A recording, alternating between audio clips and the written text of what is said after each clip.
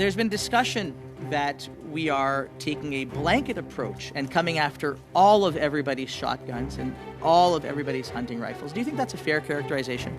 The list does include a significant number of firearms that may be used for hunting. The gun lobby, the Canadian Coalition for Firearms Rights, making a statement today that says if they are not coming after, if you think they are not coming after all of your shotguns or rifles, and they're not going to come after your bolt actions, you're wrong. If you think you will be left with anything when the Liberal, the NDP, and the Bloc are done with you, you're wrong. They will leave you with nothing. You're banning perhaps all long guns that someone owns. Some of the people right now are struggling. Some of the people feed their families with hunting. He believes that this is the equivalent of banning Ford Taurus sedans to stop DUIs. Guns do not kill people. People kill people. We should be basing every discussion, every decision around data and evidence, not political science. 42 First Nations in the Kenora riding. It crosses 3 different treaty territories, as well as the Métis homeland. Hunting and fishing, trapping really is a way of life, and I haven't spoken to anybody who feels that they were consulted on this amendment specifically. The government's used, and it's been brought here in testimony, is that these firearms were designed by soldiers for use by soldiers. So how many of these firearms that are currently listed, there's over 2,000 of them, have been used by the Canadian Armed Forces ever in the past or currently? This weekend I received in our office over 2,500 emails. So I have heard a lot from them. Have you run a report on the FRT to determine the amount of models of firearms that will be impacted by G? That is a question that is best answered by the Canadian Firearms Program. Okay. So I would. Are you able to answer it now? No, I'm not. Okay. It's now introduced through a table drop amendment a fundamental change to what the bill is about, and we haven't had that appropriate consultation. But regardless, let's go. Point of order, want to, Mr. again, Chair. Point of order, Mr. Chair. I think we're good? Okay. So, Mr. Noormohamed, if you please, go ahead. Thank you, Mr. Chair. And I'll begin, first of all, I think, continue where I left off yesterday. I think, or last week, which feels like quite a long time ago. I think a lot of us need to take kind of a moment and just say, I think we're all here, regardless of which political party we belong to do what we think is best to keep Canadians safe and to do what we think is best to get guns off our streets that are causing harm to people, get guns out of homes that are causing pain and hardship to families without infringing on the rights of hunters and making sure that Indigenous communities have the right to hunt, as is, of course, their right. And I think we all took time this weekend to speak to our constituents, as I did, many of whom are very supportive of this, and many who had legitimate questions based on some of the fear-mongering that we heard from some members opposite last week. Now, I want to be very clear about something. We have a list that we have begun discussion of, and I think it's important for us to identify on that list which of those guns people are concerned about so that we can have meaningful conversation on those. So I did want to begin by clarifying a few things with some questions to officials. Mr. Lloyd in the last meeting expressed grave concern about the Benelli M3. And I'm wondering if officials could let us know when, in fact, the Benelli M3 was listed as prohibited. So any official that wants to take that question. So I'm going off the top of my head. The Benelli M3 was prohibited, I believe, in the 1990s. It's section 4. Just give me a second.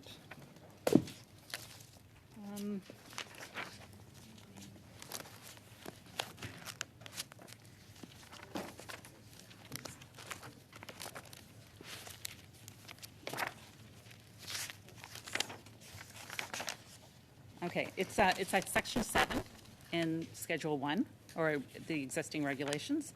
And so these firearms were initially prohibited in the 1990s, except there are a list of firearms that were excluded from the Benelli family, and that was done in the 1990s. So just to confirm, this new amendment, this legislation, does not These are not being added net new. These were there from the 90s, just so that we're clear. There are new Benellis that are added in the schedule. If you look at, for example, paragraph 109, I think. But speaking 107? specifically to the M3, which was raised last time Right. by Mr. Lloyd, that was a pre-existing listing, correct? So, yes. Yes. Okay. Yeah. So it would be incorrect then to say that this was new. So there would be, the family itself is prohibited. There are new ones, but there are new makes and models that are Right. included in Schedule 2. But Okay. as a family, they were initially prohibited in the 1990s. Perfect. Thank you. Then I would like to turn our attention to the Ruger 1022. People have expressed concern that among the many weapons that people feel somehow might be caught in this, is the Ruger 1022 on the list?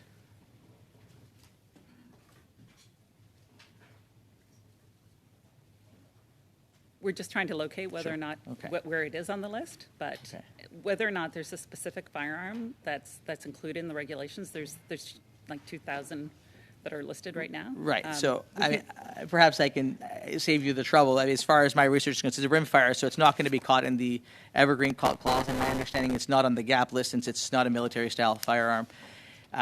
So I just want to make sure that when I say that it's not on the list, that it's on the list. So if somebody could check, that would be great. But my understanding is that it's not. There's been discussion that we are taking a blanket approach and coming after all of everybody's shotguns and all of everybody's hunting rifles. Do you think that's a fair characterization? So I appreciate that, that the list does include a significant number of firearms that may be used for hunting and sport shooting. However, there are, out of the 2,000 firearms that are being prohibited, there would still be, I think, roughly between 19 and 20,000 firearms that are non-restricted. So it should be 19 and 20,000 that are not restricted. Is that correct? That are non-restricted. Non-restricted, okay. That may be, I think they're non-restricted. That may be used for hunting and. So for clarity's sake, somebody then wanted to hunt would be able to use one of those somewhere between 19 and 20,000 choices. Yes. Is that correct? Okay. So I just want to make sure, because we heard a lot this weekend, and we've heard a lot that we are coming after all hunting rifles and, all shotguns. I just want to make sure that, we clear up any misinformation out there in that regard. So I just want to share a little bit of information, and I Order, want you Mr. to just Chair. verify if I might. Mr. Zimmer on a point of order. I just wanted to know, is the member actually acknowledging that they are banning some hunting rifles? That's not a point of order. Okay. Thank you. Thank you, Mr. Chair.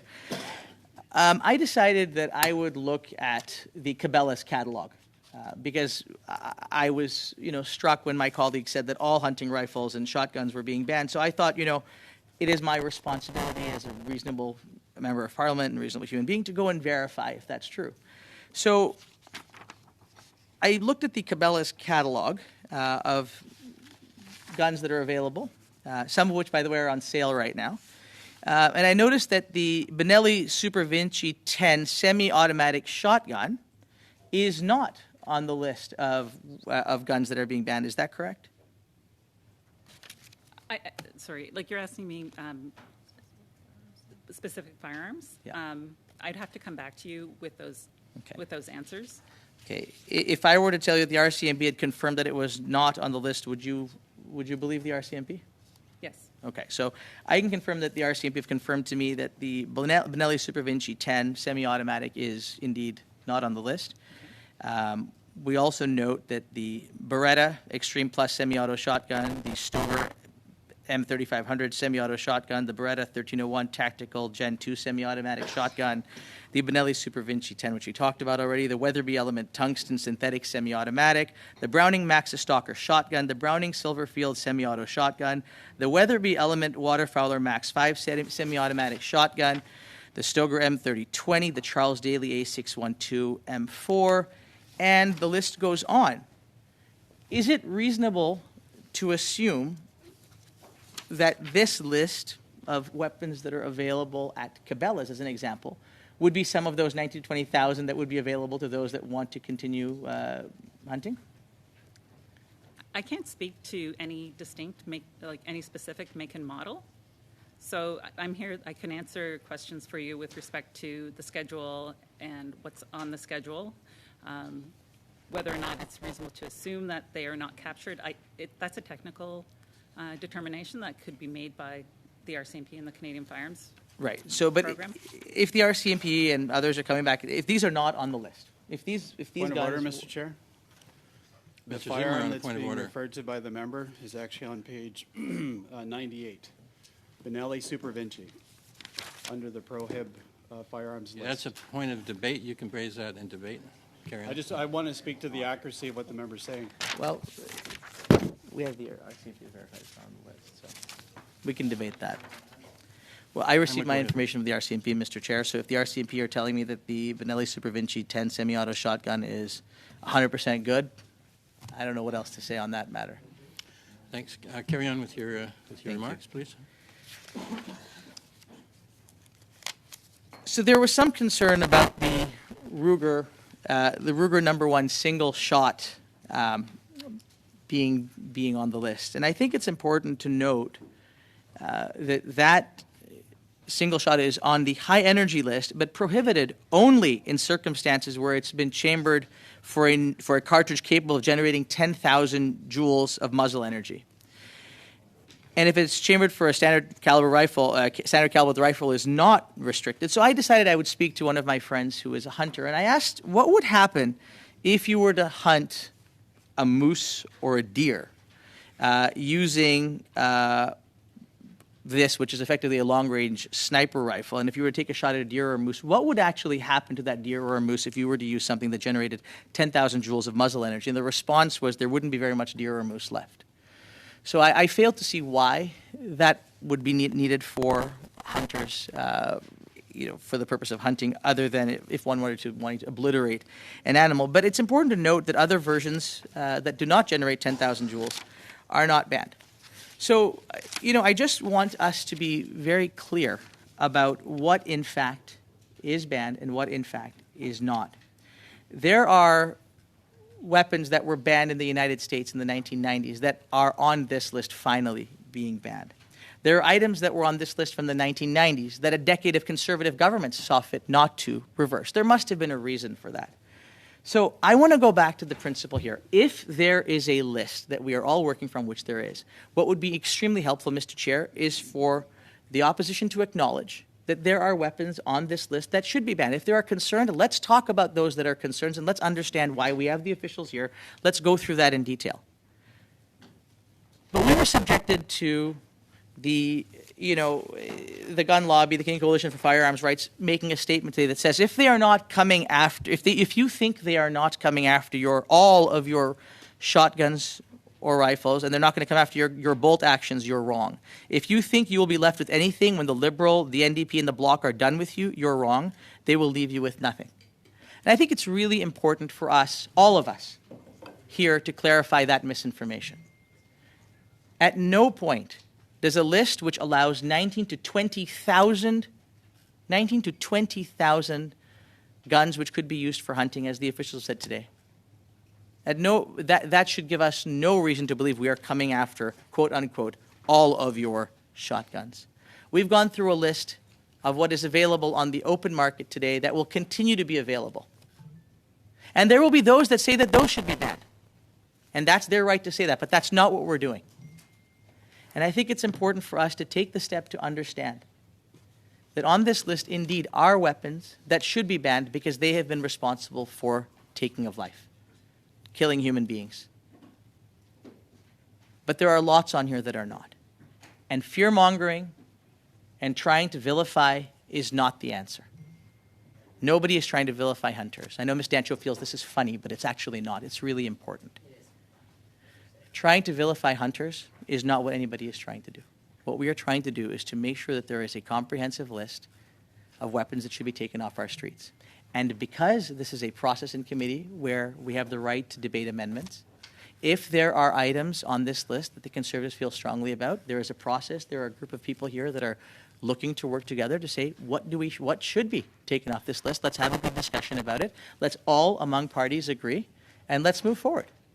But to get in front of cameras and to say that we are coming after every single hunter, we are coming after every shotgun, every rifle in this country is both incorrect, inaccurate, and all it really does is stir up unnecessary, frankly, conflict where that's not necessary. So we've gone through a number of guns that we know are going to continue to be available. The officials have told us there's close to 20,000 options available to folks. We know that there are guns on this list that have been banned in the United States in decades past that we are now getting to. We also know that there are many that were referred to in committee by others that have been on this list for many, many, many years and that are not new. So I would encourage us to go back to what this committee has done so well in the past, which is to find where we agree and to disagree based on fact. Let's go through this list together. If there are areas of debate, let's debate those. But let's not make blanket statements.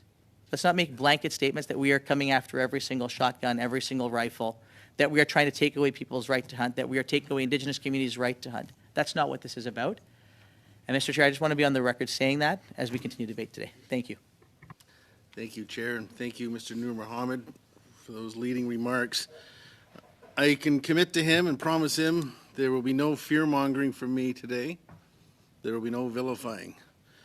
Believe it or not, most things I'm going to say today aren't even going to be my words. I've got a lot of words from other people because, as I've talked about here many times, I am not a hunter. I am not a firearms owner. I don't know a lot about firearms. I've learned a lot more over the last while. Getting back to his words a little bit, if I may, I think what's really, because this weekend I received in our office over 2,500 emails. That's a lot of emails. Thankfully, the good staff to go through a bunch of them. And I'll be referring to a bunch of them here today, which I'm sure you'll enjoy hearing, Mr. Noormohamed. But the fact is, I think what has people concerned was that this was originally, because we had some great witnesses in here, and we were talking about this bill, and C-21, it was all about handguns. And then it came to here, and it turned greatly into an issue of long guns. More precisely, a lot of hunting rifles, a lot of firearms. And as I said, it's not going to affect me. I don't own a gun. I don't have even the slight inclination to want to have one. I don't hunt, but a lot of my friends do. A tremendous amount of people in Barrie, Springwater, Oromonte do own hunting firearms and do hunt. I have a split riding where Barrie is obviously a very urban area, and Springwater, Oromonte is very rural with a lot. It's all farms, quite frankly. Beautiful area. Come up and visit us sometime, Mr. Noormohamed. We'll show you a nice area. But a lot of them do hunt, and a lot of them also own firearms for protection of their livestock. So I have heard a lot from them, more so than I even thought we were going to hear. But it has resonated, and this has concerned many residents. One of the things that was mentioned by yourself was that you're not banning all firearms. I don't think we've ever said that you're banning all long guns, but you're banning perhaps all long guns that someone owns. So are you saying it's okay, right now you own those 2 or 3 or 4 hunting rifles. You can't own those anymore. Give them up. Go to the stores. You said some of them are on sale. Some of the people right now are struggling. Some of the people feed their families with hunting. So are you saying get rid of those ones you're having now and go buy some more firearms because they're on sale? I don't think that's fair, and I don't think it's going to do anything for crime that's going on. And that's really what we're talking about here is crime. No one wants to see anybody getting hurt, especially with a firearm. So I have done a little bit of research. Actually, I didn't do it. I'm going to give some credit to my great staff, my new staff especially. She's gone through and created a nice round of applause. That was very nice. She deserves it.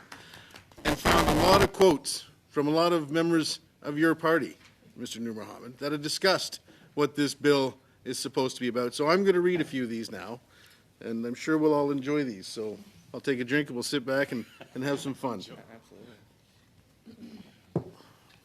The first few are from Minister Mendicino. And I quote, he quote, I think you knew what I meant. I spoke directly with municipal leaders and mayors who represent rural Canada, and it is important that we come up with a gun policy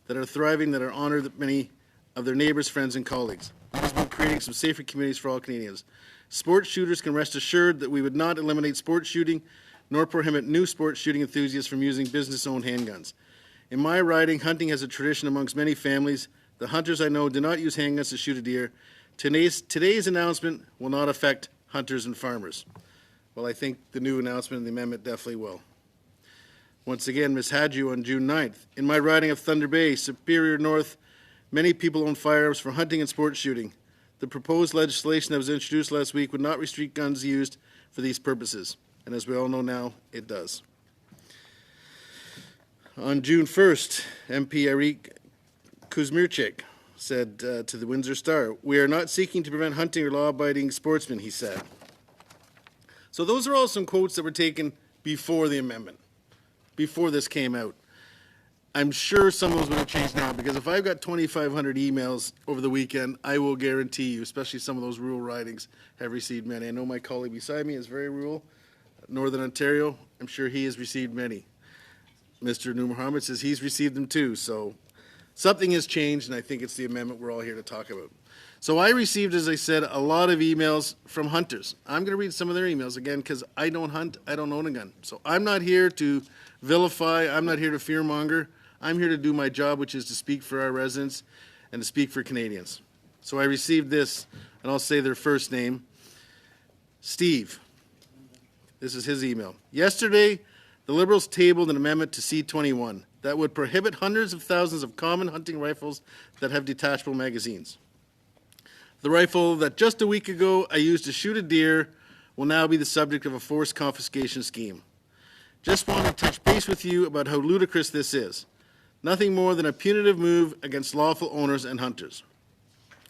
Also a complete joke in the law enforcement community, as was the handgun freeze. The federal government has now frozen more than $35,000 of my lawfully owned assets. I can no longer use my now prohibited rifles, and my handgun collection is now worthless. If this amendment passes, that amount only increases. Thank you. That's one. I have another from Andre. I'm writing to you today as a Canadian firearm owner and hunter, as I am extremely concerned about the last-minute amendment that government is seeking to Bill C-21, the handgun freeze. The amendment in the proposed bill that the Liberal government is trying to pass will ban all commercially available semi-automatic rifles and many semi-automatic shotguns, as well as currently owned and used firearms used by Canadian hunters and sports shooters. As a hunter, I want to explain the importance of this style of firearm for hunting in Canada. Semi-automatic firearms, including shotguns and rifles, are especially important for accessibility of those with disabilities in Canada who currently or intend to participate in hunting. These firearms are especially useful for hunters, including those with disabilities, because they allow for easier second shots if the animal is wounded, and their actions also reduce recoil significantly, which makes them especially useful when a larger, heavier recoiling caliber is required. This is important when hunting big or dangerous game, of which Canada is home to. Additionally, they are also easier to operate for those with disabilities and thus safer. Another important consideration to note is that there are millions of currently non-restricted individual firearms that meet the proposed definition of a prohibited firearm based on this amendment, and likely over 1 million licensed owners in possession of a firearm that would be prohibited by this legislation. Over 1 million people will see their property rendered worthless, unable to be inherited or passed down to remind future generations of past traditions, their owners having done nothing more heinous than passing the RCMP mandated training and testing to obtain a gun license and purchasing a firearm legally. This new proposed bill unjustly targets hunters who are made up of law-abiding citizens from various walks of life, including the First Nations, who have long participated in the lifestyle of hunting. Many of these individuals and families rely on hunting to sustain their food supply, and heading into a global recession is only going to put undue stress on these Canadians. Bill C-21 is clearly wrong and should be stopped, even if only so as to allow proper debate through the proper democratic process. So please examine Bill C-21, the amendments being sought by the government, and please consider myself and the thousands of other constituents this legislation unfairly impacts and oppose these changes. I look forward to hearing a response and have a discussion on this matter. Well, he got more than a response. He got his letter written into the record here, so that's nice. We have another one here from Gordon. Good morning. I am not feeling very well today because my country, Canada, will be calling me a criminal because of the firearm that I own. I have been a hunter before 1980. I was gifted the firearm in 2007, and our uncle relived all the stories of the moose and deer harvested with it.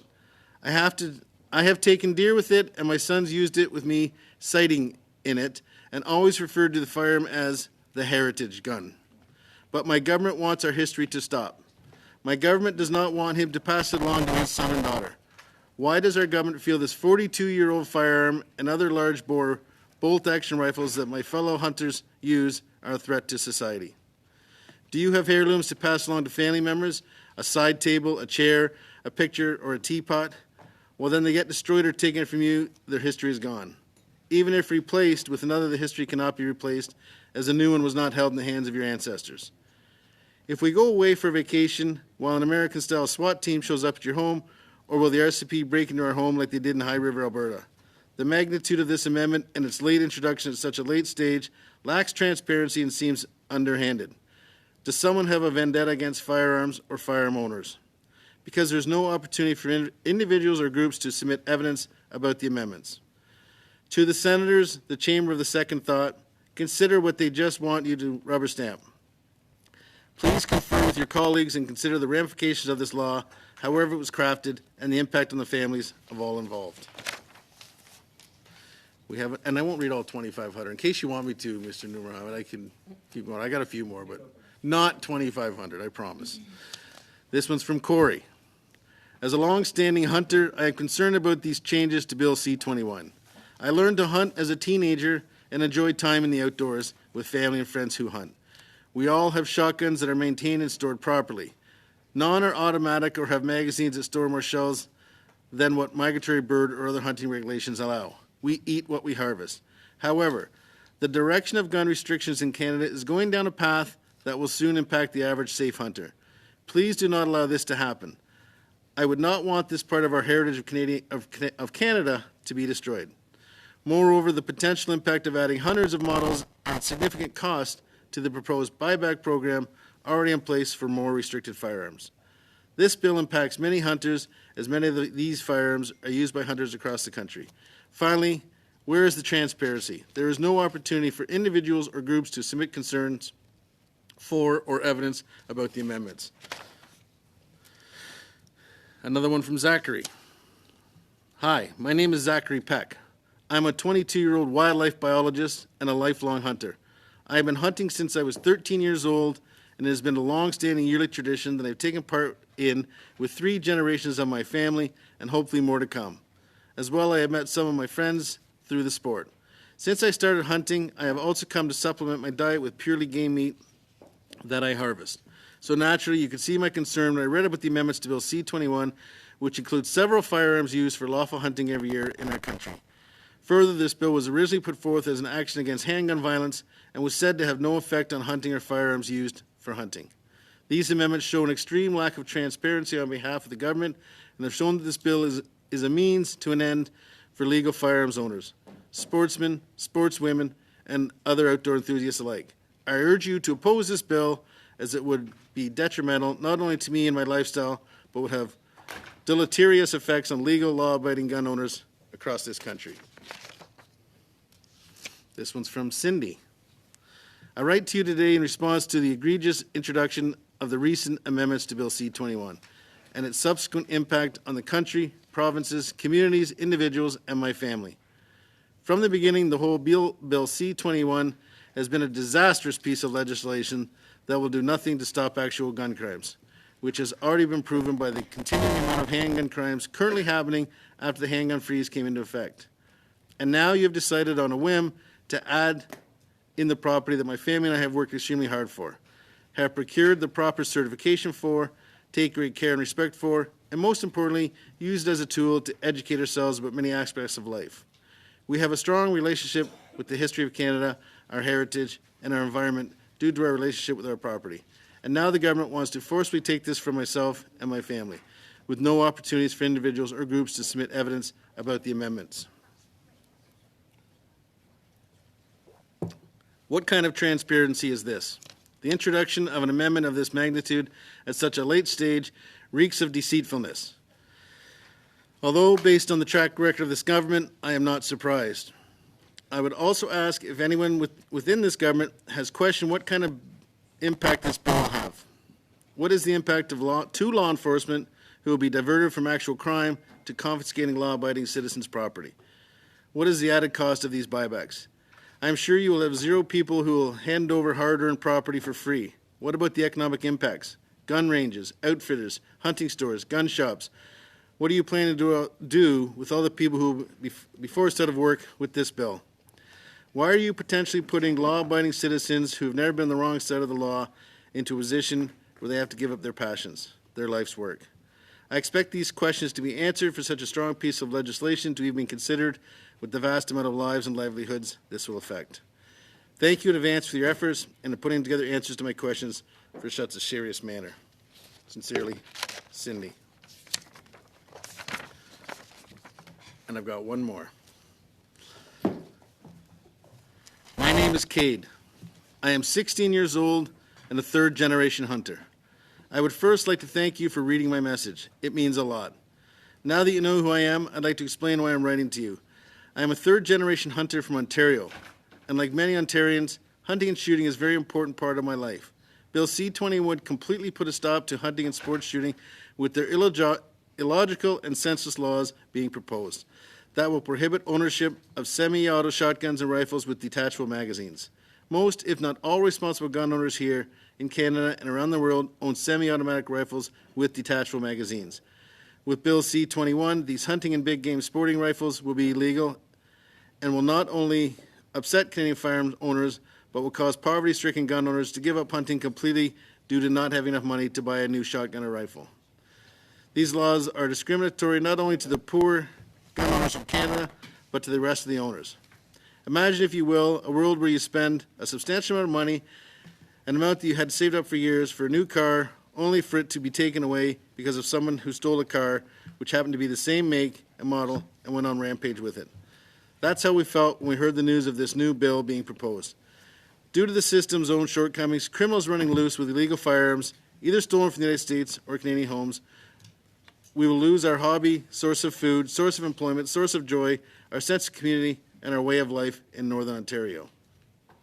Statistically, this bill will not stop shootings. In fact, they will most likely increase it. The stats show that murderous shootings happen more with illegal firearms than legal ones. Firearms and handguns that are already prohibited, like the Glock 42, which could fit in one's pocket and restricted in Canada, are smuggled into our country. To put a stop to firearm-related death, we must drop this bill and instead put our resources into tighter border security and much stricter sentencing for firearms-related crime instead of loosening the sentencing times. In 2021, we had 297 deaths due to gun violence. The year prior, 2020, Trudeau banned over 1,500 firearms due to the Nova Scotia massacre, which claimed 22 lives. I think it's important to note in 2020, we had 278 deaths from firearm-related incidents. So even though we banned over 1,500 firearms, we had an increase of almost 20 deaths due to firearms. If that bill did nothing to stop criminals from committing these terrible crimes, why would this new bill work? Being from a family of hunters, the ban would affect my family, community, myself more than anyone, since the bill will be banning semi-auto external magazine-fed rifles and shotguns and some single-shot rifles. When hunting for game, we are taught to make a clean shot to decrease pain and eliminate suffering for the animal. At times, a clean shot is not made, but with a semi-automatic, the hunter can get off another round quickly to alleviate their suffering. With the banning of these types of guns, the time it would take to reload the gun, the game could have fled. If you've ever been hunting, you know a fleeing wounded animal is very dangerous, not only for the hunter, but other people in the area and other game. I feel a fleeing wounded animal possesses more of a safety risk than the guns being banned on Bill C-21. Thank you for your time, and please support us 642,000 Ontario hunters in this fight for our firearm rights. Signed, 𝐂𝐿.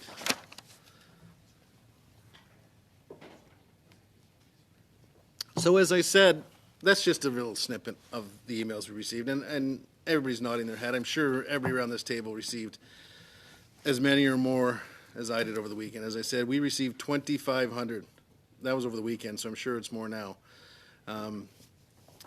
we're hearing from regular Canadians. Again, we're hearing from people who use these hunting rifles to feed their families, to support their lifestyle.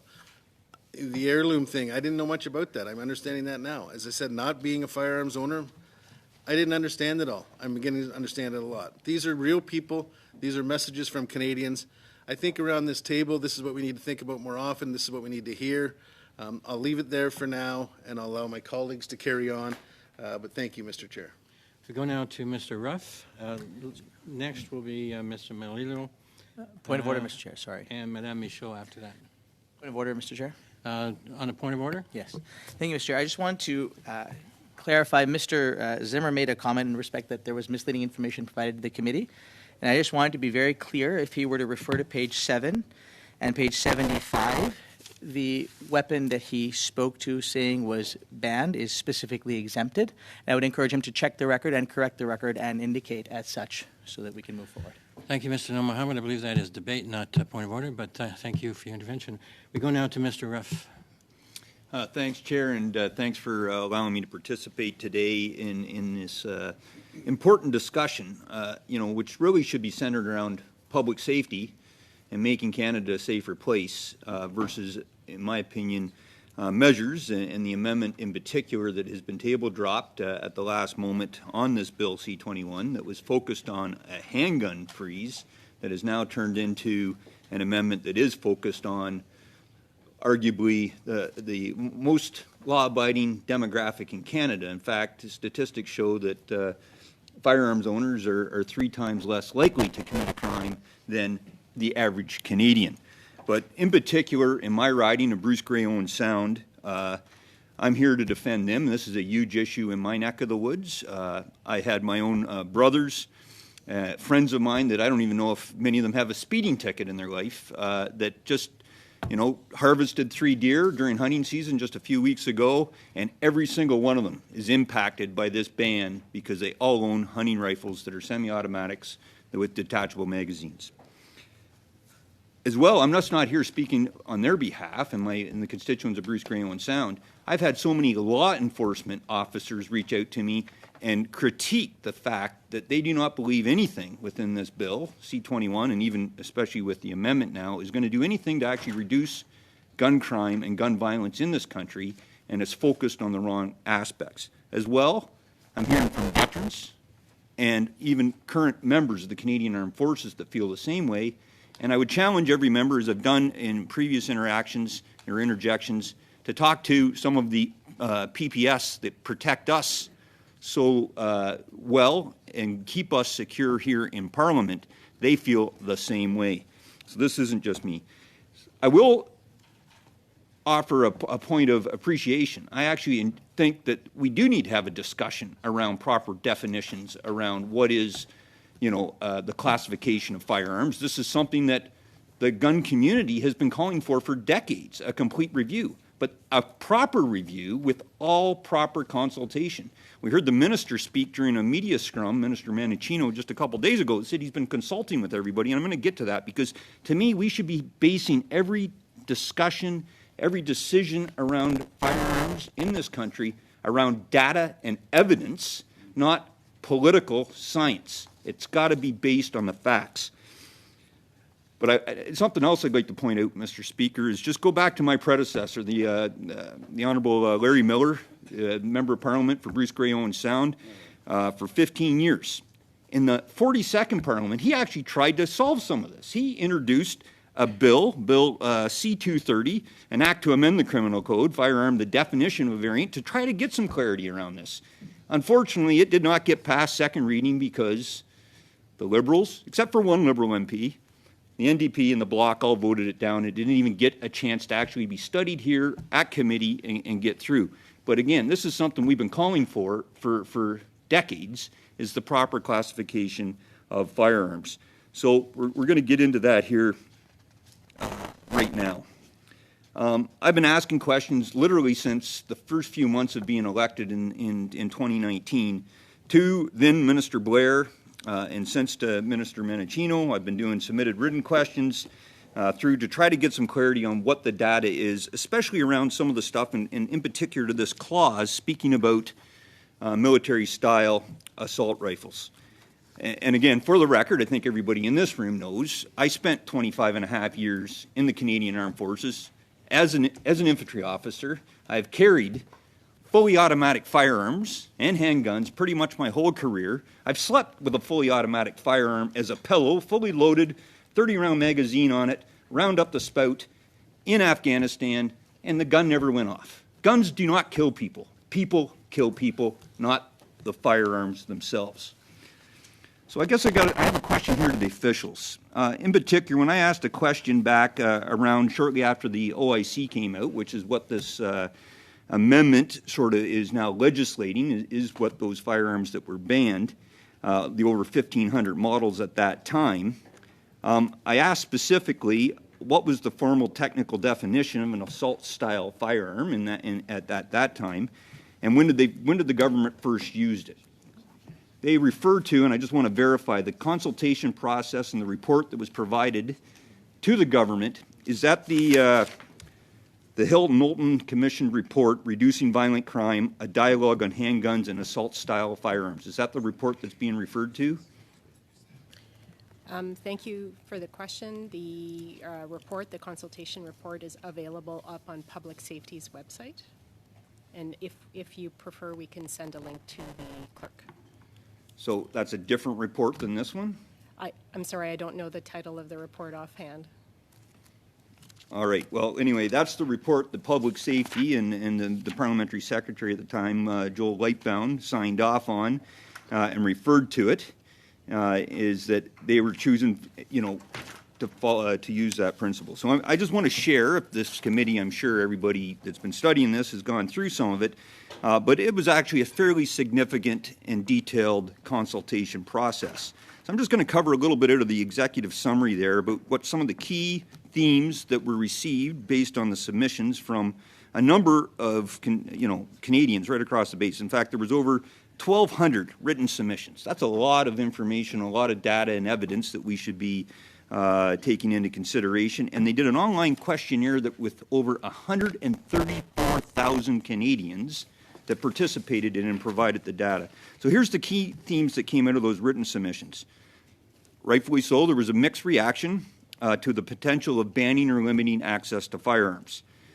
However, broad consensus about the need to collect relevant data on crime involving firearms, addressing the risk factors underlying firearms violence, focus on the illicit firearms trafficking, enhance enforcement capacity, consult with the firearms community and industry, provide more mental health supports and screening, provide more education.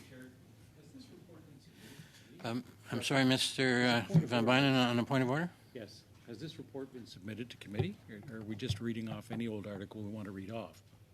It's his debate. He can read what he likes, basically. I'm more than willing to table this if it's not already at committee, Chair. We can do that after the fact. I can even leave the printed hard copy here for the clerks. Provide more education on safe and secure storage, address the impact of gun violence on women, and provide clarity. Sorry, point of order, Mr. Chair. On a point of order, Mr. Noormohamed. Is evidence on this now not closed? Is it acceptable for the member to submit it to table the report in clause by clause? We're past that stage. However, the member may use the information he wants, as long as he stays pertinent to the amendment at hand. That's what I'm talking about, Chair. And if again, I'm not too worried. It was Mr. Van Bynen that was asking about the report. So if you don't want me to give it to the committee itself, if that's somehow against the rules, I'm more than willing to email it to every single member of the committee so you can read it for your own viewing pleasure.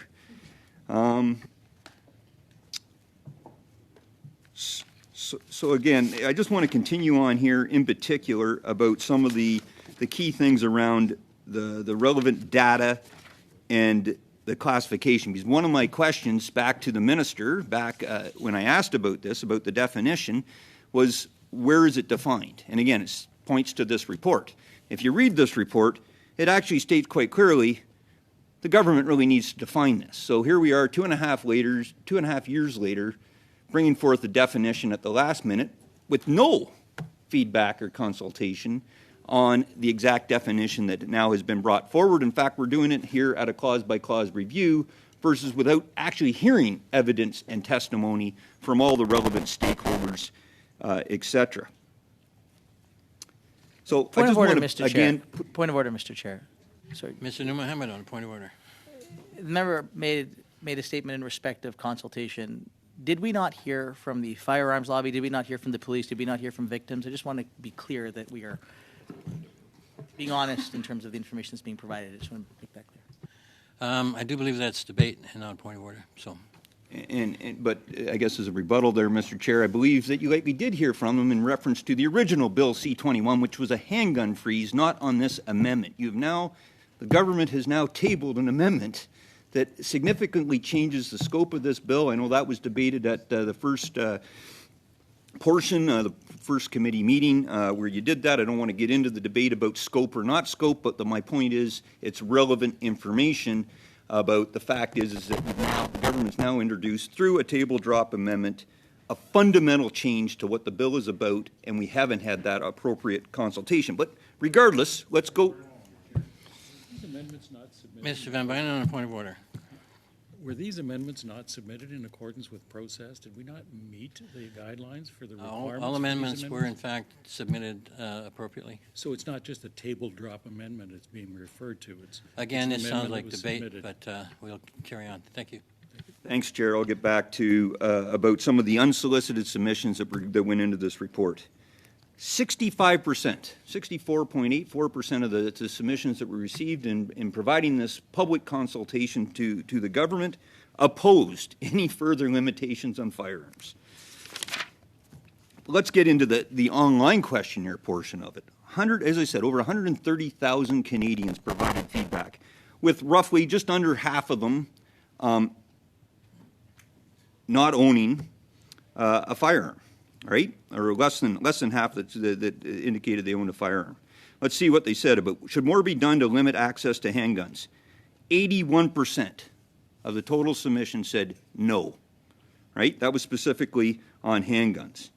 Again, here's a very misleading question, I would argue, and we got this from testimony when I was at this committee a little while back, and I was able to ask a question to one of the lawyers. Done to limit access to assault weapons. So again, very badly worded question. Assault weapons, as we know, are not properly defined in a legal sense. They are defined from a technical sense. An assault weapon is a firearm that is select fire capable and fully automatic. But anyway, should more be done to limit access to that? Again, 130-some thousand Canadians. 77% of them, no. That is the response. So again, this is the data that the government got themselves on the need to reduce gun violence. However, where are some positive measures that can be taken?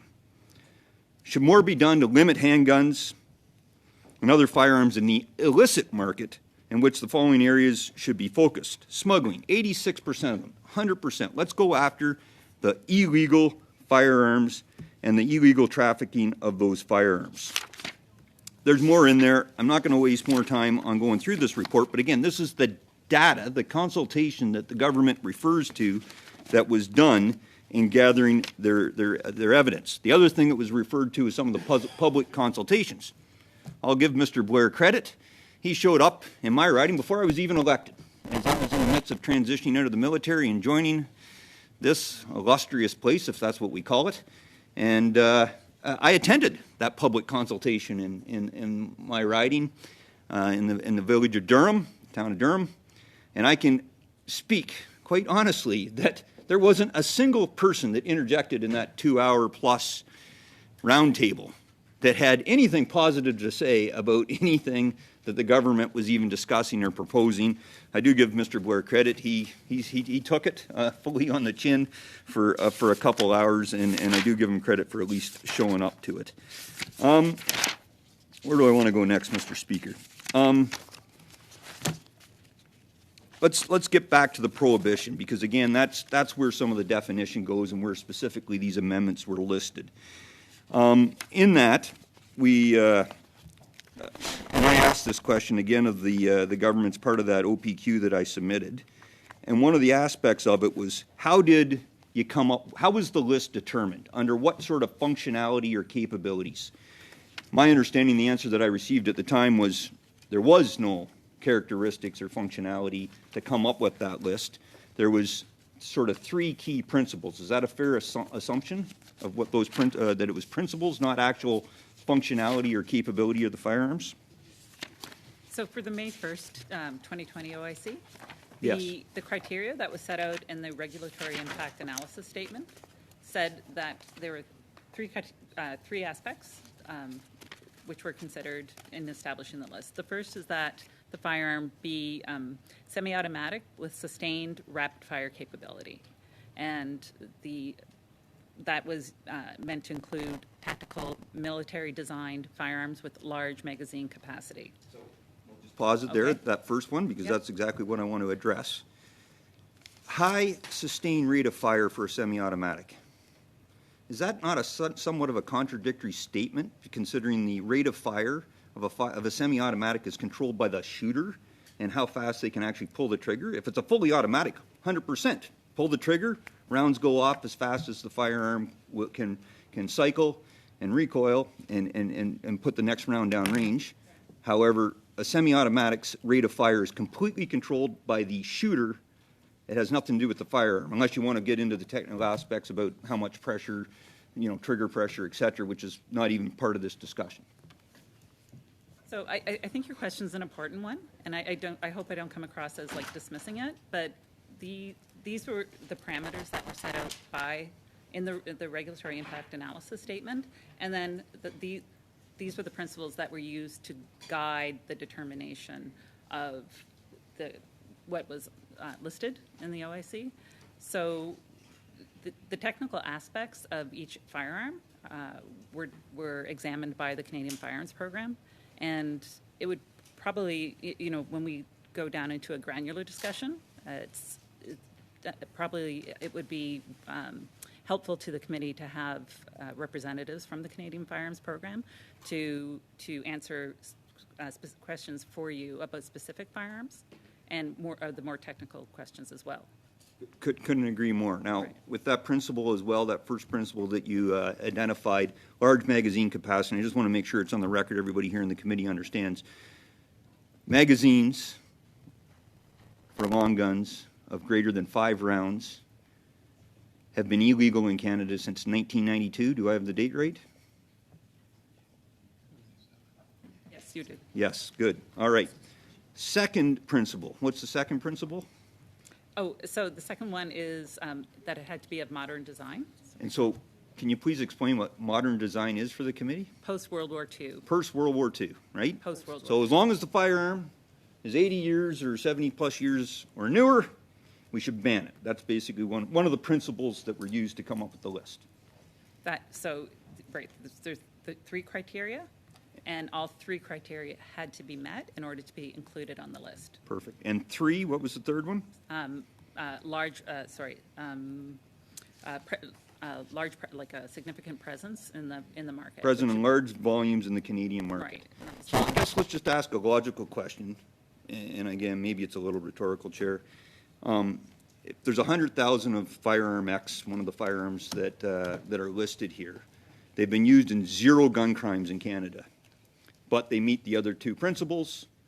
It's now banned and being added to this list, or potentially has been put on this list, correct?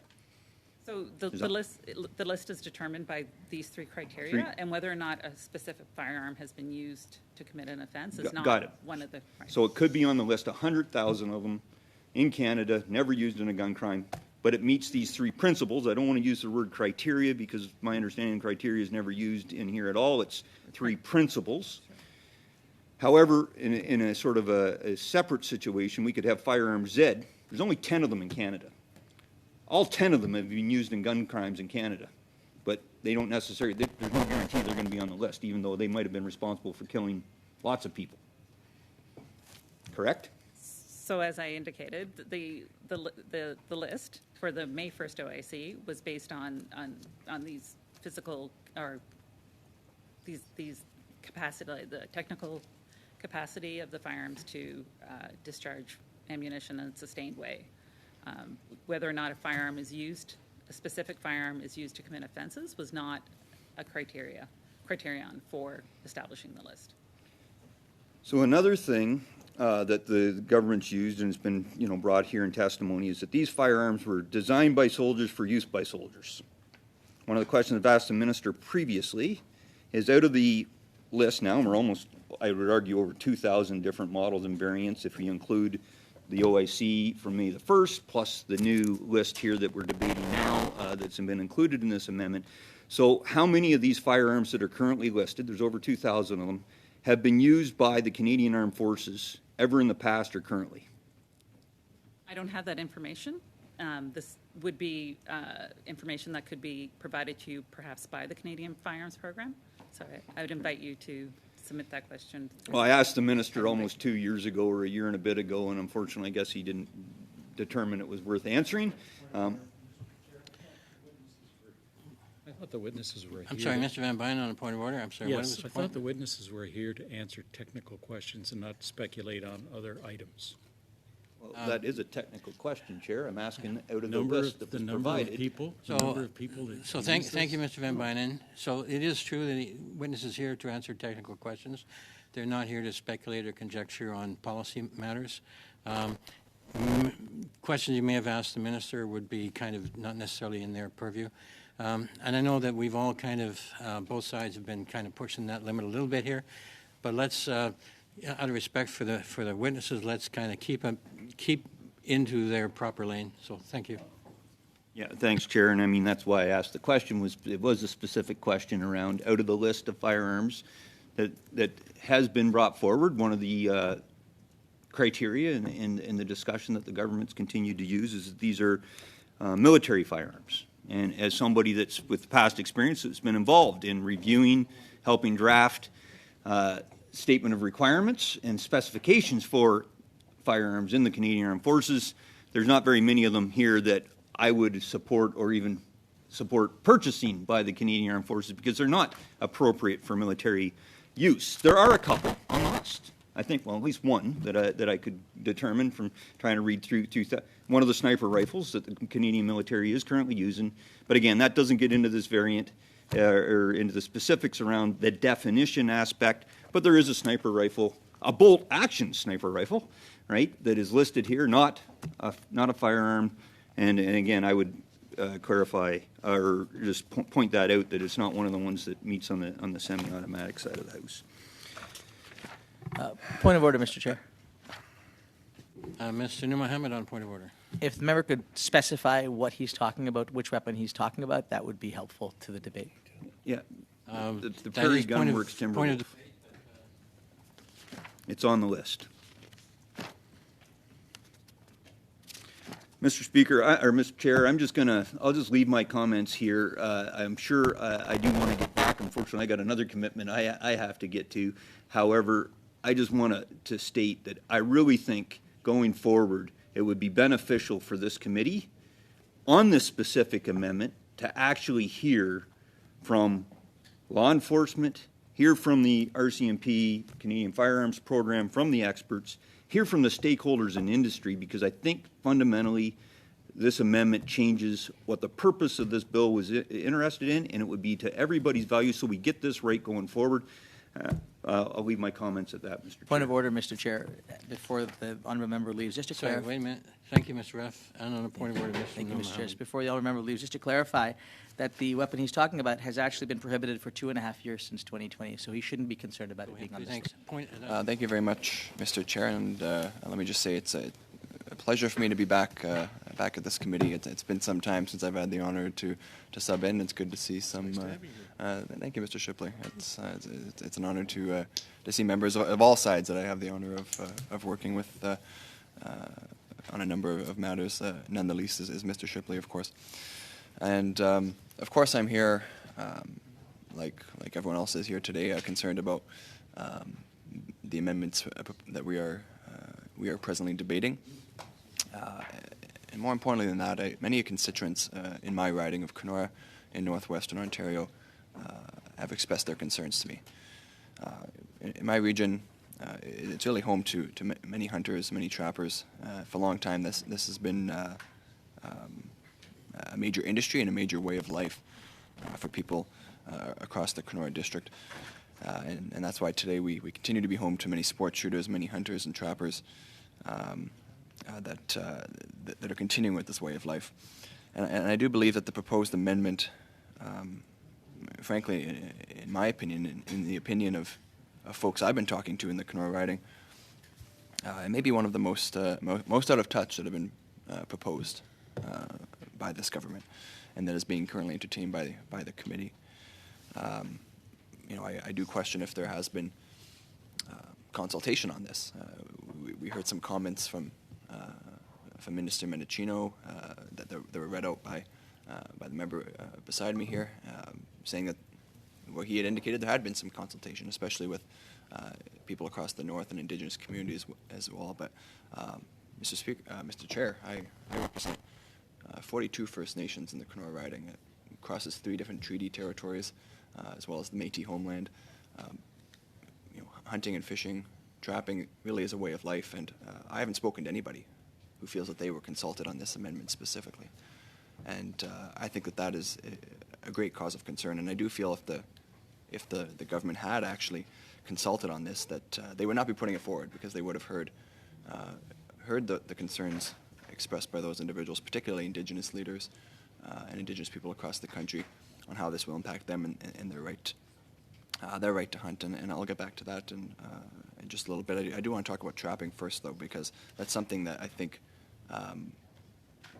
we often lose that discussion when we're talking about firearms. Obviously, firearms are used for hunting, but trappers also need firearms as well. And all the trappers, I don't trap myself, but many people I know do. I know many trappers carry a firearm when they're checking their line, just in case they encounter a predator, of course. And having that firearm means that they're able to defend themselves if necessary. And especially having, in some cases, semi-automatic firearms in order to fire off rounds more quickly. This is something that, for many people, it could be the difference between life or death when they're out on their trap lines. And trapping isn't something that's new, of course. It's one of the most long-standing activities in Ontario. Commercial trapping dates back in the Kenora riding, to the 16th century or maybe even before, and subsistence trapping dating back even further, of course. With many Indigenous people across the Kenora riding that continue to do that primarily. And I'm worried that if we are going to be asking trappers to give up their firearms, or has been proposed by some of the members opposite, go to purchase new firearms, that they're actually it could be to their detriment. It could be a risk to their safety, especially in the northern parts of my riding. So, Mr. Chair, if you don't know, I come from Kenora, which is the big city of 15,000 people in my riding in the southern portion near the U.S. border. But my riding does extend up to Hudson Bay, including many remote First Nations, as I mentioned, and including communities like Fort Severn. And Fort Severn is one of the few, if maybe the only, communities in Ontario where you will frequently encounter a polar bear, Mr. Chair. And when people are out, whether they're hunting, trapping, or even just in their community, this is something that they need to be cognizant of. These bears can be very dangerous, and not having the proper weapon to defend oneself would be very, very problematic and very concerning. And that's why I've heard people from Fort Severn, from 𝐿𝐴𝐻 Lake in my riding. I was speaking this morning with an individual from Grassy Narrows First Nation, all concerned about how this is going to impact not only their ability to hunt, but their ability to protect themselves when they are doing so.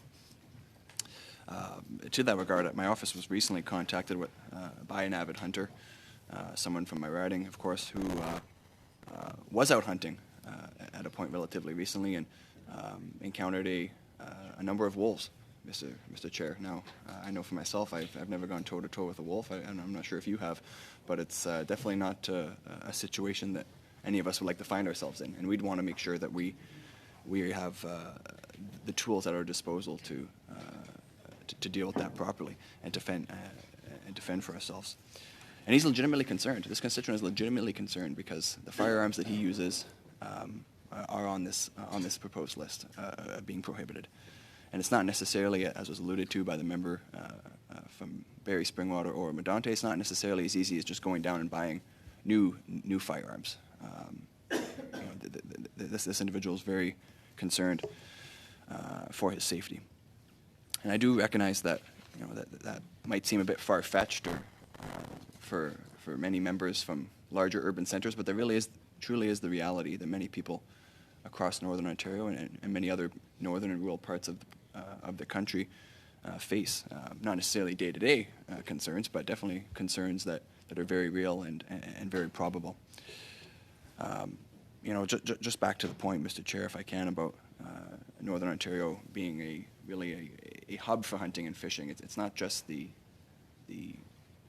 individuals that rely on it to provide for their families, which is important. I mean, especially in the north, where there's maybe one store, the Northern store, in many communities, and there are inflated prices, even with Nutrition North subsidies and different things like that that are attempting to bring those costs down. Many people still can't afford it to go to the grocery store, and they rely on those their firearms to hunt and provide for themselves.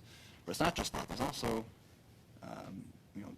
a major economic component of it across the Kenora riding. Tourism is one of our biggest drivers, one of our biggest economic drivers in northwestern Ontario, and we saw, especially during the COVID-19 pandemic, the depths of the pandemic, we saw just how valuable that industry was because it was lacking, because we weren't seeing those visitors and those dollars coming into our region. But hunting is at the forefront of our tourism as well. Most of our tourism people come from the northern states, Minnesota, Wisconsin, North Dakota, Illinois, and others, and they come to stay at camps, to go fishing, to go hunting, and to enjoy the beautiful scenery we have in northern Ontario. So, if this proposal, this amendment, is to move forward, it's something that will impact the overall economy of my riding, and I know many others across Northern Ontario as well, Mr. Chair. And a concern with this, of course, it comes back to public safety as well. It's not just the fact of the impacts that this is having for people in my riding, the very real impacts and challenges that they will face, but it comes back to the question about public safety. After all, that's why we're here. We're at the Public Safety Committee, and we have a government here that has, under their watch, violent crime has increased, and they've also taken many steps to actually remove mandatory minimum sentences in a number of cases for a number of crimes, including violent crimes. So we're at a situation where they're so focused on, perhaps for political reasons, I'm not sure, but so focused on restricting firearm rights for a lot of hunters and sport shooters, when we're seeing a rise in crime and we're seeing lesser penalties for those crimes. So I do think it's, with respect to my colleagues across the way, I do think that there is some misguided priorities there. I do think that moving forward on an amendment like this is not actually going to address the issues that they're hoping to address. I truly don't. And my comments to folks in the larger cities and in places like Toronto and in Vancouver would be that the hunters and sport shooters, the Indigenous people in my riding that are hunting just to put food on the table and provide for their families, taking guns away from those peoples is not going to make the cities any safer. It is not going to address the issues that we're seeing of guns being primarily smuggled or otherwise illegally attained, coming into our cities. And I think that that's where the focus should be, Mr. Chair. I just wanted to put that point on the record as well. As I alluded to, 42 First Nations in my riding, Mr. Chair, and I'll wrap up here shortly. I know many people do have some comments in the treaties 3, 5, and 9 that are encompassed in my riding do guarantee Indigenous hunting and fishing rights, and I've, as I alluded to, I won't reiterate again, but as I've alluded to, I've heard from many Indigenous peoples and Indigenous leaders from my riding that are concerned that this proposed amendment will infringe on those rights. Further, I want to point to, and I won't table it, of course, but I want to point to a study, the First Nations Food, Nutrition, and Environmental Study. It was released in October of last year, 2021, and it recommended that access to traditional food is better for Indigenous peoples than access to, of course, non-traditional, and that there are many barriers to traditional food sources that continue to exist. And I worry that moving forward on this amendment that we were debating will only be yet another barrier for Indigenous people to have access to those traditional foods. For example, I did have someone from, I believe from 𝐿𝐴𝐿𝐿 in my riding, 𝐿𝐴𝐿𝐿 Lake. He emailed me really expressing his frustration with the amendments. He knows that, as was alluded to by the member from Barrie Springwater or Medonte, that many hunters, particularly in the north, they have to go out and they have to get more than one animal to feed for their family or their community, and that they're worried that a single action firearm may not be enough to actually have the ability to take down 2 animals. There's also the welfare aspect as well that my esteemed colleague beside me, he took a lot of my talking points actually, that he mentioned as well, was the fact that although you strive to, hunters don't always take down the animal in the first shot, and having that ability to ensure that it does not suffer, that it does not continue to run through the woods, is an important aspect of that, and that's what I heard from that constituent from 𝐿𝐴𝐿𝐿 who wrote out to me to say that this is a concern. And I just want to share a few more very quick comments that people wrote out to me. So Aaron wrote out saying that he, in regards to this amendment, that he's tired of seeing policies being passed when every single expert in the room says it's a bad idea. Now, I don't know, in fairness, Mr. Chair, if every single expert has said that's a bad idea. I'm sure if you get enough experts on any single topic in a room together, you'll find some disagreement. But the point I take from this is that we've heard from RCMP, that we've heard from police associations, we've heard from experts across the country for a number of years now, not just in regards to this amendment, but in regards to the original C-21, if I can say it that way, in regards to the Order in Council as well. And there are many experts lining up saying that as I alluded to earlier, this is not the issue. It's not long guns. It's not hunters' rifles. It's the smuggled firearms that need to be addressed. Tim wrote in on that note saying that this bill and amendment will do nothing to deal with the criminals committing gun crimes. I would agree. Mark wrote and he said, please stop Bill C-21. It will take my hunting rifle and shotgun from me. Pam reached out to say that talking about the impact of hunting and the ability to feed her family, saying that people hunt to put food on their table and feed their family, and they want to take that away. And Madam Speaker, that's the human aspect that I'm hoping to get across from people in Northern Ontario, is that it's not just necessarily for sport. It's a way of life, and it's about providing for their families. Gordon from Sioux Lookout also wrote out saying that how does banning, this is Gordon's comment, he says, how does banning the sale of handguns in Canada stop criminals that do not acquire them from the local sporting goods store? He believes that this is the equivalent of banning Ford Taurus sedans to stop DUIs, Mr. Chair. Again, misguided priorities. I would agree that this really is a misguided amendment, and something that I do believe is out of touch. perhaps one of the most out of touch proposals that the government has brought forward. And I know that there are many members who aren't from rural ridings here, but I can assure them that if they ever came to visit, I hope they do. Kenora is a beautiful area.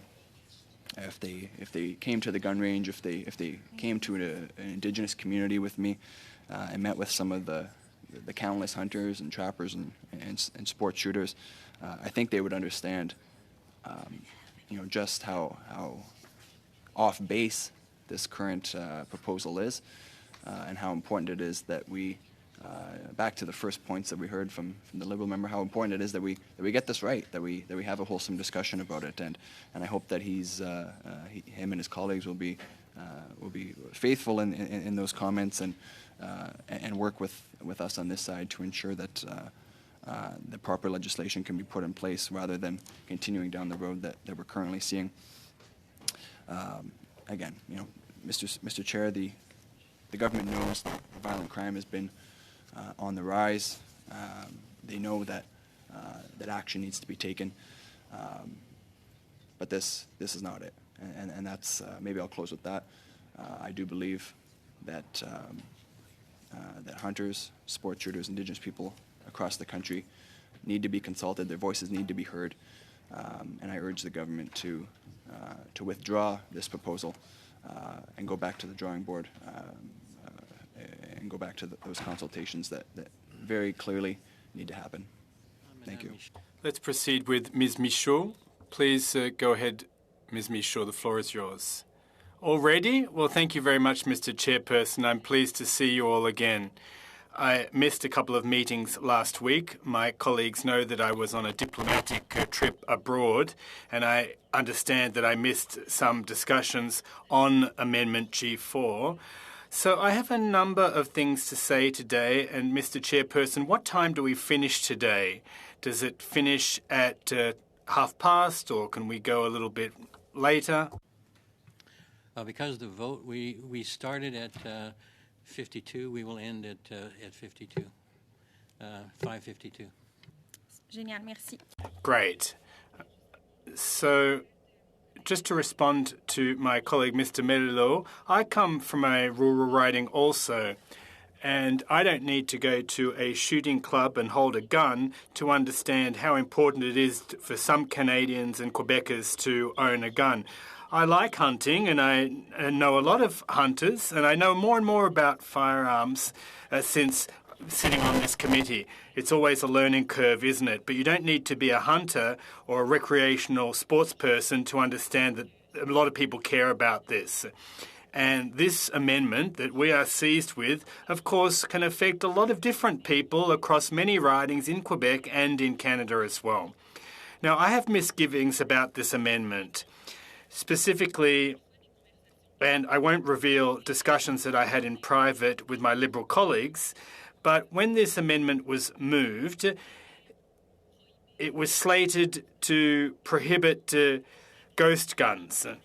And that provision would be in the criminal code and in the legislation. And that would ensure that this new practice that seems to be increasing popular of ghost guns, i.e. making guns from parts that are delivered and manufacturing themselves, well, it's a pity that the legislation, that the bill, did not already include a prohibition of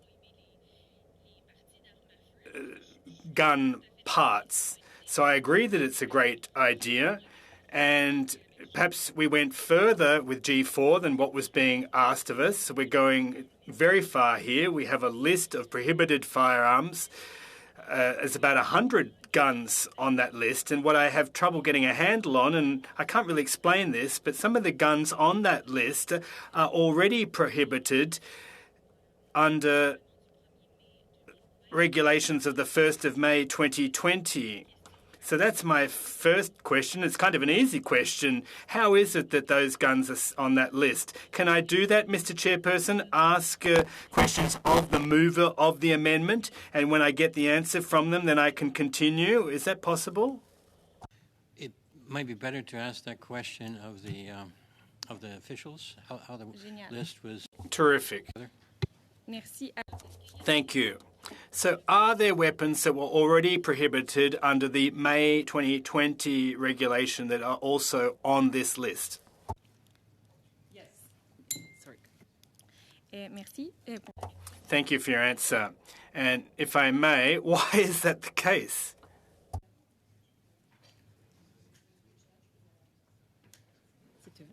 Alors, Well, there are weapons that were prohibited by regulation in the 90s. Now, this new move would insert them in the criminal code. There were weapons that were included by regulation in May 2020. Those 1,500 weapons, instead of having them in the regulations, will henceforth be in the criminal code. So essentially, the amendment will ensure that they're banned under the criminal code. Thank you for your answer. Now, the reason I ask this question is sometimes it gets a bit confusing determining which weapons were already prohibited, which ones will become prohibited if we pass G4 in its current format. And I'd like to thank the analysts who've done a very in-depth work over the past weeks to differentiate the weapons subject to prohibition under the May 2020 regulations and those on this list under G4. And it's difficult to make head nor tails of all this, even for a firearms expert. Sorry. I'd like to clarify that the list itself is under G46, which hasn't been moved yet. However, the mover, Mr. Chang, has revealed it publicly so that we can talk about it. So just, you weren't here for that discussion, so that's just to clarify the situation here. Je vous remercie. Thank you, Mr. Chairperson, for that clarification. In G4, nevertheless, there is a reference made to that list of firearms, so I won't vote for G4 because it will have an effect later down the track. And of course, I have a number of questions about this. I'm sure many people do. And the first question is, how is it that the Liberals decided to proceed in this manner? One thing that the Bloc Québécois has been calling for quite some time is a prohibition of assault-style military weapons. We know that there have been terrible killings, massacres in the past with military assault-style weapons that were bought legally. I'm not talking about weapons that are used for hunting, to kill a duck or to kill a moose, etc., etc. So I think it's reasonable to take those weapons out of the hands of civilians and civilians' homes. So we called on the government to define what a military-style assault weapon is. And if that was in the criminal code, it would make it clear as to what should be prohibited, what can be prohibited and what can't, and not proceed with a firearms weapon as they did under the May 1st, 2020 regulation. The issue here is there might be a model of a washing machine or a dishwasher on the list, because I wouldn't even realise, because we're not all familiar with the names of firearms. So how does one make head or tails of that, and how does one reassure one's constituents? I polled them on my Facebook page. So Quebec hunters have what hunting rifles? I wanted to know that. Perhaps they're not on the G4 or the G46 list. Perhaps they are. And I got a lot of answers in the space of a couple of hours. Folks are concerned. There's a lot of disinformation that's being bandied about and being circulated, unfortunately. But there are people who are genuinely concerned, following the work of this committee, following the passage of this bill, and particularly Amendment G4. So I think it's quite legitimate to ask questions. And to come back to the way this is being done, if I may, I think it would have been far more straightforward to not proceed by drawing up a list of models, because some will obviously fall through the cracks. And some weapons that might not be that dangerous. I understand that, listen, all weapons are dangerous, but the fact of the matter is, if you prohibit weapons that shouldn't have been banned, that are specifically for the purpose of deer hunting, well, then that's wrong-headed. And that's what I'm questioning today. The way the Liberals have proceeded, it affects a lot of folks. And there are people that I know who are much more familiar with this than me and are helping me to navigate the sea of opaque information. But if I could just provide you an overview of what may be on the list and what may not be on the list. First, the definition of prohibited arms, amended by substituting the following.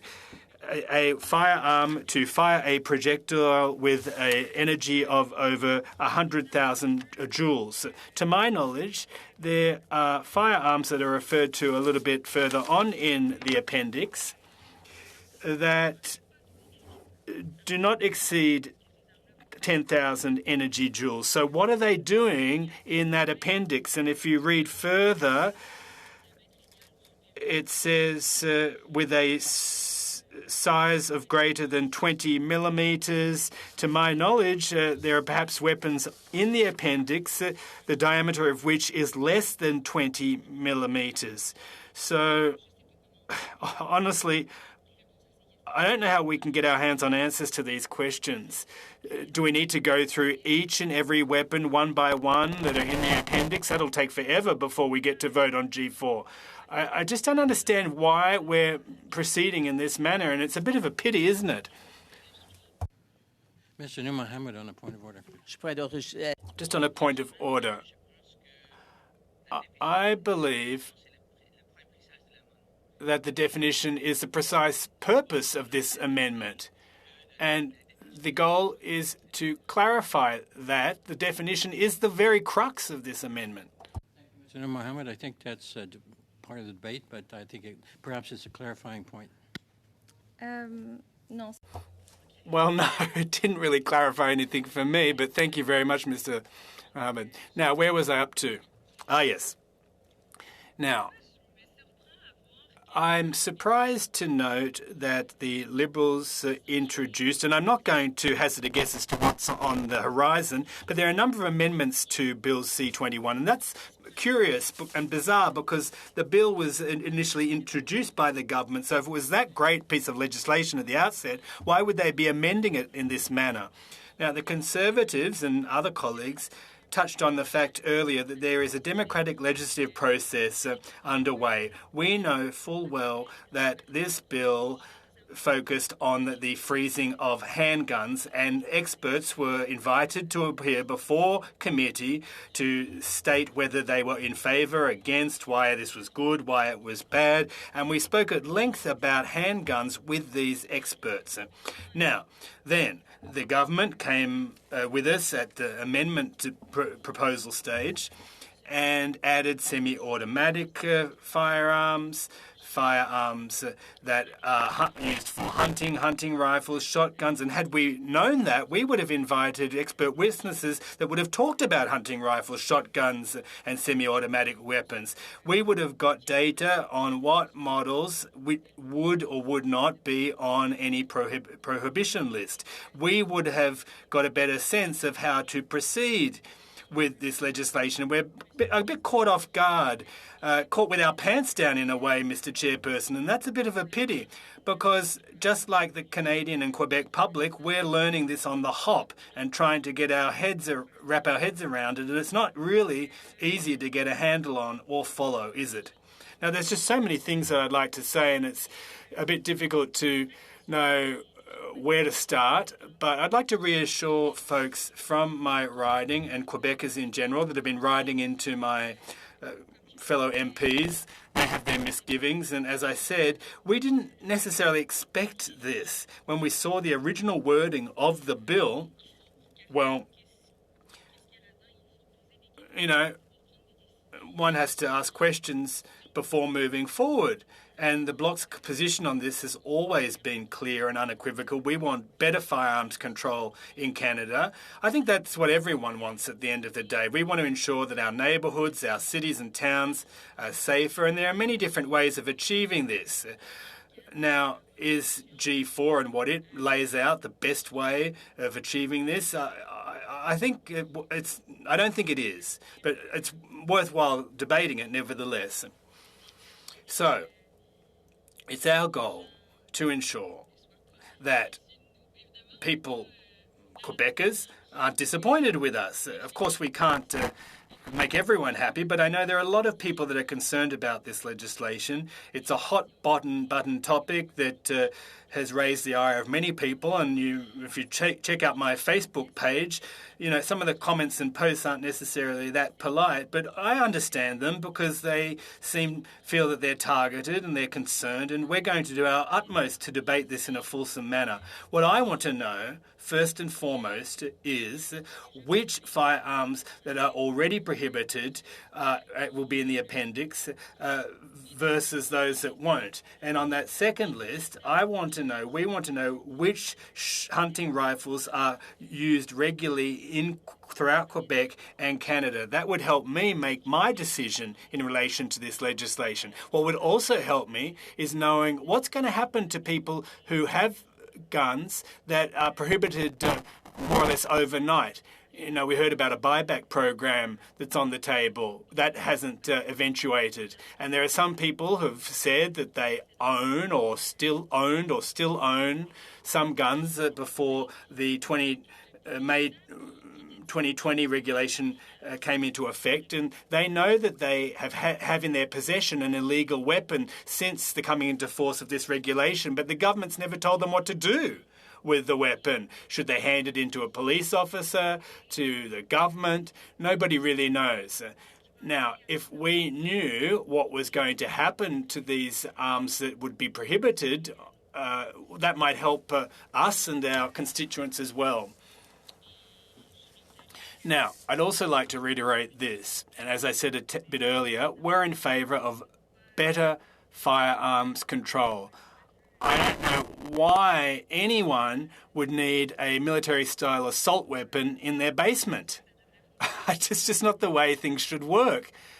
But, someone who engages in hunting and enjoys hunting, I can't see why we should prevent them from doing so either.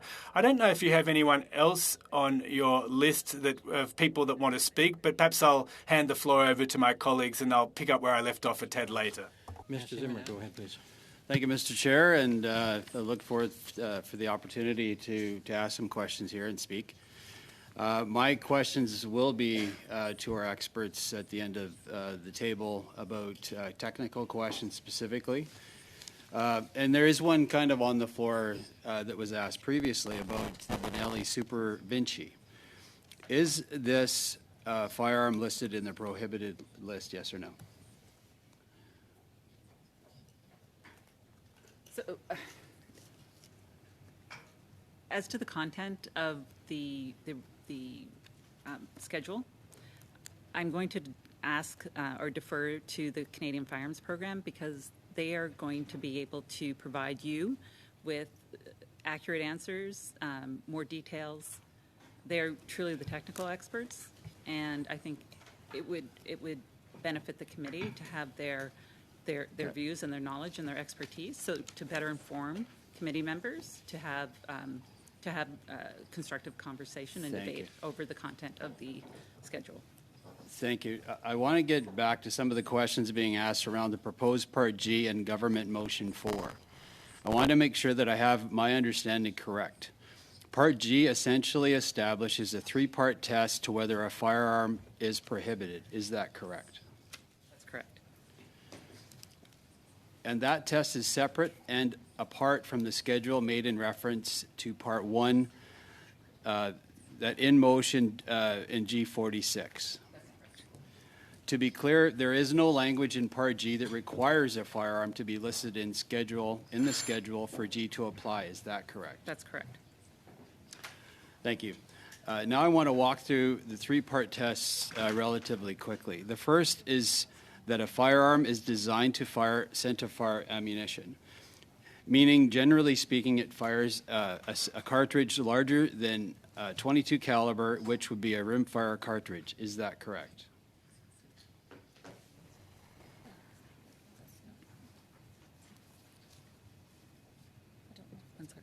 I don't know if that's correct, Okay. but we can come back to you with an answer. There are 22s that are on the list, but it doesn't. That particular criteria says it isn't. So that's where some of the confusion begins. Right. Okay. Now the second test is that it fires the center fire round in a semi-automatic manner. That means that for each pull of the trigger, one projectile is issued down the barrel. This is distinct from other actions such as pump, bolt, or lever, which require the operation of a part other than the trigger to move around from the magazine into the chamber. And it is also distinct from an automatic firearm, which has long been prohibited under Canadian law, which fires many projectiles with one pull of the trigger. Is that correct? That's correct. Thank you. And the last portion of the test is that the firearm is designed for use with a detachable magazine that could hold more than the allowed 5 rounds. Is that correct? That's correct. The magazine has to be designed for that firearm. So it wouldn't be an aftermarket cartridge magazine, but so when the firearm is designed, Okay. the cartridge magazine that goes with that firearm has to originally be capable of holding more than So then 5 to follow up cartridges. with that question, we know of many firearms that are designed with they come in with a wood stock, and they have aftermarket stocks that can be changed to have it's a plastic stock with a possible magazine that can hold possibly more than 5. Is that particular stock and magazine exempted from this, as you seem to allude to? So what would determine whether or not one of these firearms falls within this definition or this qualitative criteria is when the firearm was originally designed. Mm-hmm. Was it designed to accept, at the time it was manufactured or designed, an oversized magazine cartridge, a cartridge magazine that's capable of holding more than 5 cartridges. So if there is another cartridge magazine or another magazine that was developed not specifically for that firearm, but it was capable of being used in that firearm, then that firearm would not fall within the definition unless, I know it's really confusing, unless there was a cartridge magazine Yeah, I agree. designed for that. But the intent of this is to ensure that there's a static definition and that the classification of the firearm as prohibited, the classification of a firearm doesn't change based on aftermarket magazines. But you just said it possibly could, because is my impression. So if somebody was to add another part to that particular firearm, it potentially would be under the prohib restriction, where it isn't previously. If it's designed with a 5-round magazine maximum capacity, and somebody puts on an aftermarket stock and magazine, it sounds like you're saying that is exempted from this prohibition. I want to be very clear. Right. There's thousands of Canadians watching right now that are looking for these That's great. specifics because they're very concerned with what's going on. There's enough hunting firearms that are already on the list that we know are straight up hunting firearms. But I'll move on to my next technical question, but I'd appreciate an answer for that. Point of order, Mr. Chair. Just a friendly point of order. Ms. Stanch, on a point of order? Thank you, Chair. I'm just wondering, we have experts here, and we're very thankful that they are here, and they've been able to answer a number of questions for us. But given many of the questions from Liberals and ourselves and from the Bloc, we've been restrained in our access to get information. I'm just wondering if my honourable colleague would like to move an amendment to call for, I don't know, firearms program people that manage the firearms reference table and the schedules, or someone that could more quickly provide that advice, those who maybe drafted or crafted the list, for example? That would not be an amendment to this Motion. amendment? No, I'm calling for perhaps a motion. And we do have a motion on the floor, so we can't move a separate amendment. But I can, I'll certainly get with the clerk and see if we can arrange for someone from the... Yeah, and maybe I would ask the witnesses, if some of the questions, if they're not being able to be answered, especially the technical ones that you're supposed to be here to be able to answer. And, I can't fault somebody not knowing what they don't know, right? But I would highly suggest that you would have somebody here that, as my colleague, Ms. Dancho, has requested, that can fully answer some of these very technical questions. Agreed. We're here to answer questions related to the motion. So and are the you going to legal make the aspects? move and have those witnesses, as requested, come to help testify? So, Mr. Zimmer, that's really not up to Okay. the witnesses to Okay. But we will, I will get with the clerk and see if we can invite someone from the Canadian Firearms Program to attend in future. Point of order along those lines, Chair, if you will. Yeah, I think Ms. Dontro's point is well taken, and there's been questions on both sides that, in fairness to our witnesses, they're not, I mean, they were given information, they don't understand necessarily why, and that's not their role. So if we could have technical experts from the Canadian Firearms Program to be, join this group at our next meeting. I believe I just said that we would seek to do that. Okay, thank you, Mr. Chair, and I'll Mr. go Zimmer, on to carry on, my please. questions. I've many more. And it's kind of the same question, but here we go. I'm sure that, the way magazines and firearms interoperate is based on the size of the magazine port. And being a firearms owner myself, I know this is the case. In other words, could a firearm that has a magazine port of a certain size, in theory, accept any magazine that is the same size, including the one that is not pinned or otherwise limited per Canadian law? There's no prohibition in Canadian law for a firearm to, there's no prohibition in the criminal code for using a firearm that's greater than, that's not prohibited. So for using a cartridge magazine that's non-prohibited, there's no restrictions on how these magazine cartridges are used in certain other firearms. I'm going to get into some a question about variants, and it's kind of on the same topic, but maybe it'll become more clear.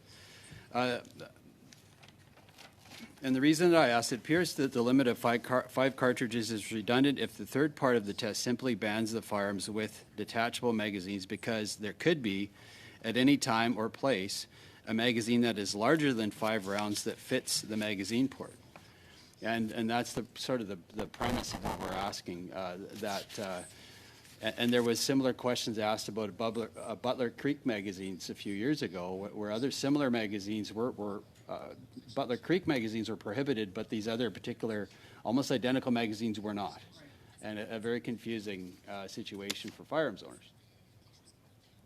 It is. I mean, the way that cartridge magazines are determined whether or not they're prohibited, it's based on the firearm for which they were designed. Yeah, I hear that. So sometimes there are dual-use magazines. Yeah. So, or you'll have a magazine that's designed for a handgun that could hold, or is designed for a rifle but can be used in a handgun. But it's the firearm, the firearm that was it depends on the firearm that the magazine was designed for. Okay. I'll go to my next question. So we've established what G does, namely it bans firearms that discharge centerfire ammunition, that do so in a semi-automatic manner, and that have a detachable magazine. But I'm going to ask you another question. Are you familiar with the Firearms Reference Table? For those who are not, the Firearms Reference Table is a database maintained by the RCMP and the Canadian Firearms Program, and Firearms verifiers that outlines the details of all types of firearms that have been imported into Canada or have been built in Canada. It includes details like the 3-part test for the gun ban in G: ammunition type, action, and magazine design. Question: have you run a report on the FRT to determine the amount of models of firearms that will be impacted by G? That is a question that is best answered by the Canadian Firearms Program. Okay. So I would. Are you able to answer it now? No, I'm not. Okay. Another question. I've come into possession of a report from the FRT produced by our firearms business that's familiar to me, who searched for precisely these criteria and found that there are 514 models of firearms that are prohibited by this amendment. Can you comment on that? Again, I would refer you to the Canadian Firearms Program because their technical experts are best placed to answer those questions. I can for you. provide that information to you if you wish, or the committee. So we understand that there are many types of firearms, most non-restricted, that meet this new criteria. But to understand the scope of that change, we actually need to dive in further. The term variant is often used in relation to firearms classification, but it is undefined in legislation, despite the best efforts of my former colleague, Larry Miller, and that was brought up by my colleague previously in this committee meeting, Mr. Ruff. Yet it is often used throughout the FRT, ironically. Could you provide a definition of variant to this committee? There is no definition of variant in law. It's a term of art. Could you tell us how many variants of the 514 models of firearms will also be prohibited based on this amendment? I cannot provide you with that information, but I would redirect you to the Canadian Firearms Program. Okay. And once again, I would hope that they would be present to be able to answer these very technical, very important questions. The reason I ask is because it seems that the variant is a very loosely defined term, and you said it's not defined even in legislation. I'll give you an example. The Mossberg 715T is a .22 caliber rifle. It is identical in structure and operation to the Mossberg 702 rifle. The one difference is that where the Mossberg 702 has a more traditional looking wood furniture on the exterior, the Mossberg 715T has a plastic shell. The reason I mention this is because for years and years, the 702 and 715 were non-restricted. And then a few years ago, the government decided it was a variant of the AR-15 and thus restricted, even though the exact same firearm without the plastic shell was non-restricted. And then further, the government listed the 715 in the May Order in Council, making it a prohibited firearm and putting it in the bizarre position of having the guts of the firearm both simultaneously non-restricted and prohibited. Government attempts to address this in Amendment G46 by making the Mossberg 702 Plinkster a listed prohibited firearm, a .22. And I know the Liberal Party is saying there's no .22s affected by this legislation. There absolutely is, and here's one example. As an aside, I'm sure that banning firearms designed for shooting pop cans and squirrels is exactly what will stop the 92% increase in gang homicides under this particular government. And it's not funny. All of this to say, can you comment on the situation where without a legal definition, the term variant seems to have been stretched to include such tangential connection as having a similar superficial physical appearance? So what I can answer for you, your question is important, and thank you for that. What I can answer for you is that the term variant is used by the Canadian Firearms Program to guide their own technical analyses as to whether or not a specific firearm is a variant of a listed or otherwise prohibited firearm. Even though you've acknowledged already there's no legal definition. So it's a technical criteria. Okay. Another example under this proposed amendment, the Remington 870 DM. 870 is a very common shotgun used by many duck hunters and farmers across this country. I've had one myself previously, with a detachable magazine. That is center fire, which would fit this definition. Would this mean that all Remington 870 shotguns be prohibited as variants, even though the rest of the 870 variants are pump action shotguns? So it's not possible for me to comment on a specific make and model of a firearm. I would, again, refer you back to the Canadian Firearms Program. What I can answer for you is that the schedule lists firearms by make and model, and it also lists all known variants in the schedule. So, but we already discussed that even 46 isn't necessarily exhaustive based on that 3-point criteria, correct? I'm sorry, can you read? I'll just keep going. My time, we're just about done, so I'll keep going. I just would, again, these are more, I have more important questions that need to be answered, and I'll try and get through them today. In a similar vein, many center fire semi-automatic rifles are also chambered in the .22 caliber rimfire ammunition. Would all rimfire variants of a center fire rifle become prohibited? Under the definition? Or under this legislation, C-21, and amendments. So the definition itself, so the G does not apply to rimfire firearms. Except the Plinkster that I already just mentioned. It's actually in G46. So it's attached to the schedule? Yes.